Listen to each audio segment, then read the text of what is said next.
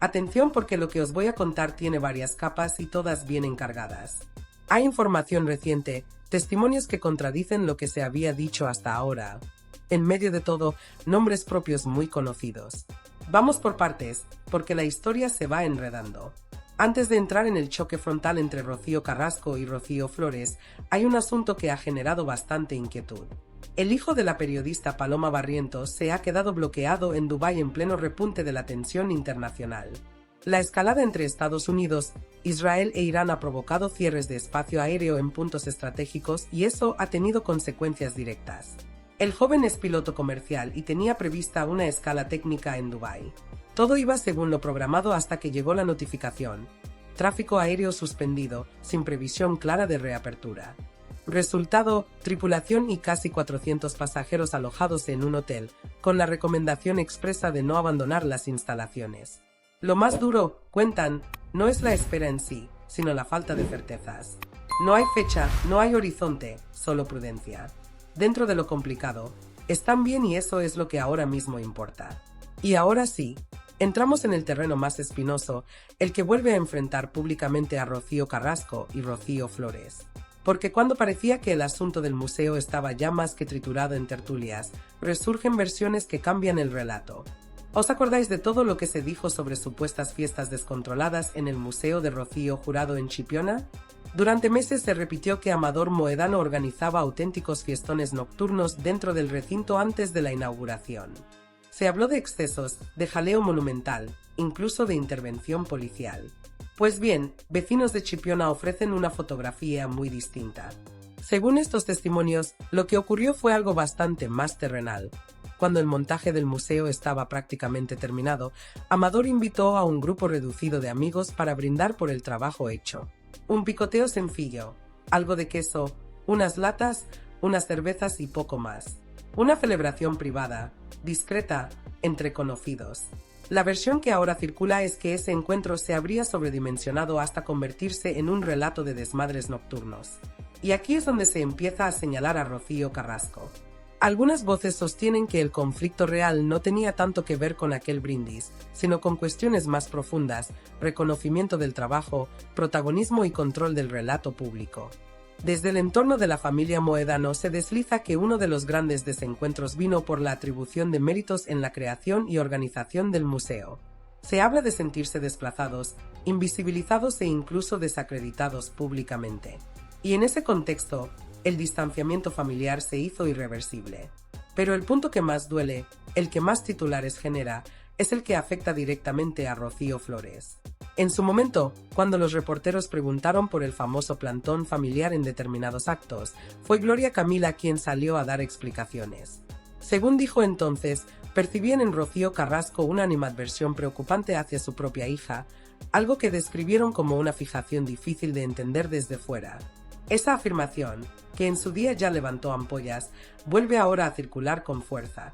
Y claro, el término humillación empieza a sonar en ciertos programas porque se interpreta que determinadas decisiones públicas habrían dejado a Rocío Flores en una posición muy delicada.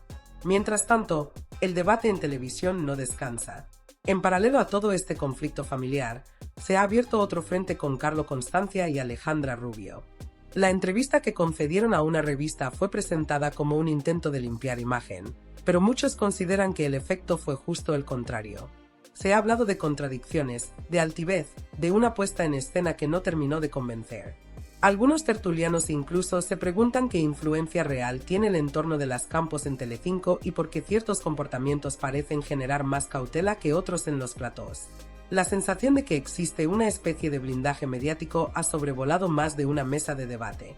Y por si fuera poco, Antonio Rossi dejó caer que en una pausa publicitaria se habría reconocido algo que luego se negó en directo, alimentando todavía más la percepción de incoherencias. En resumen, el panorama está lejos de calmarse. Por un lado, una familia dividida, con versiones enfrentadas sobre lo ocurrido en el museo y sobre la relación entre madre e hija. Por otro, el ruido televisivo constante que amplifica cada gesto y cada palabra.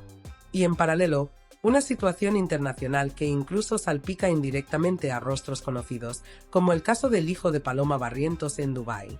Todo se mezcla, tensiones familiares, relatos cruzados, acusaciones de manipulación y un escenario mediático que no da tregua. Y la pregunta que muchos se hacen sigue en el aire.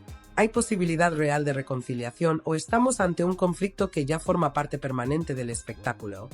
Vamos a poner orden porque lo que pasó aquel día no fue un simple desencuentro familiar, fue un terremoto mediático en toda regla. Y, como casi siempre en esta saga, todo empezó por un gesto que, sobre el papel, parecía pequeño, pero que acabó teniendo consecuencias enormes. El contexto era la presentación de un sello en homenaje a Rocío Jurado. Un acto simbólico, emotivo, muy vinculado a la memoria de la más grande. Se enviaron invitaciones a la familia, a todos, o casi todos, porque, según la versión que defendió el entorno de los Mohedano, hubo una ausencia clamorosa en esa lista, Rocío Flores. Y aquí es donde estalla todo, porque no hablamos de una prima lejana ni de alguien que pasaba por allí.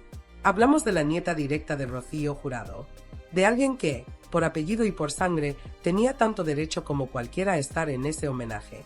Cuando la familia se dio cuenta de que ella no había sido convocada, se quedaron, según cuentan, literalmente helados. Lo que interpretaron fue muy duro, que aquello no era un olvido, sino una decisión deliberada, que la intención era aislarla, apartarla, dejarla fuera del foco familiar. Algunos incluso llegaron a decir que percibían en Rocío Carrasco una animadversión hacia su hija que no consideraban normal y que se estaba intentando arrastrar al resto del clan para que actuaran en bloque contra la joven. La reacción fue inmediata. La familia Mohedano decidió no acudir al acto. Plantón colectivo. Un mensaje claro. No iban a respaldar lo que entendían como un gesto de desprecio hacia Rocío Flores. Y claro, cuando una familia conocida se divide públicamente en un homenaje de este calibre, la prensa huele la pólvora. Los teléfonos empezaron a echar humo. Los periodistas llamaron a Rocío Carrasco para preguntarle directamente qué había pasado y por qué su hija no figuraba entre los invitados. La respuesta fue la de siempre, que no iba a hacer declaraciones. Silencio oficial. Pero el silencio no apagó el incendio, lo avivó. Porque poco después, en su serie documental, Rocío Carrasco hizo afirmaciones muy contundentes sobre su hija, utilizando expresiones que muchos calificaron de demoledoras. Aquello añadió gasolina a un fuego que ya estaba fuera de control. En medio de esa tormenta apareció otra figura clave, Antonio David Flores. Su hija acababa de cumplir la mayoría de edad y él consideró que no debía exponerse a un linchamiento mediático. Así que dio un paso al frente y decidió hablar él. Lo hizo en una portada de la revista Lecturas, la misma publicación que años después volvería a ser escenario de un pulso judicial entre ambos. En aquella entrevista, Antonio David explicó que se había enterado de todo el revuelo y que se sentía profundamente dolido por la manera en que, según él, se había humillado públicamente a su hija. Su argumento era sencillo. Rocío Flores no era una invitada más, era la nieta de la homenajeada. ¿Cómo se justificaba que no pudiera asistir a un acto dedicado a su abuela? ¿Qué mensaje se estaba lanzando? Además, añadió algo que terminó de tensar la cuerda. Aseguró que desde que Rocío Flores abandonó la casa de su madre, la relación estaba completamente rota. Habló de ausencia de llamadas, de falta de interés, de una distancia que, según él, hacía sufrir enormemente a la joven. Y aquí entramos en uno de los capítulos más delicados, el famoso episodio que acabó en la Guardia Civil y en el Juzgado de Menores. Antonio David sostuvo que desde 2012 su hija había pedido irse a vivir con él porque la convivencia en casa de su madre no era buena. Siempre según su versión, esa petición fue rechazada porque podría alimentar rumores y críticas públicas. Lo que vino después ya es historia mediática, demandas, declaraciones cruzadas y un proceso judicial relacionado con aquellas palabras publicadas en 2016. Un litigio que terminó con una resolución que volvió a colocar a ambos en titulares. Mientras tanto, figuras del entorno familiar como Gloria Camila salieron ante los reporteros a defender la postura del clan. Su mensaje fue claro: si invitas a la familia, la invitas completa. No puedes hablar de unidad y excluir a tu propia hija. En paralelo, también se cuestionó el discurso de no habló públicamente del tema cuando, según Antonio David, si se comentaban detalles en privado con personas del entorno mediático, incluidas figuras próximas a María Teresa Campos. Esa supuesta contradicción alimentó todavía más el debate. El resultado fue un auténtico vendaval. Acusaciones de manipulación, reproches por interés mediático y una familia fracturada ante la opinión pública. Cada parte defendiendo su relato, cada gesto analizado al milímetro, cada palabra convertida en titular. Y lo más llamativo es que, años después, aquel episodio del sello conmemorativo sigue siendo uno de los momentos clave para entender hasta qué punto la relación entre Rocío Carrasco y Rocío Flores se rompió de forma casi irreversible ante los ojos de todos.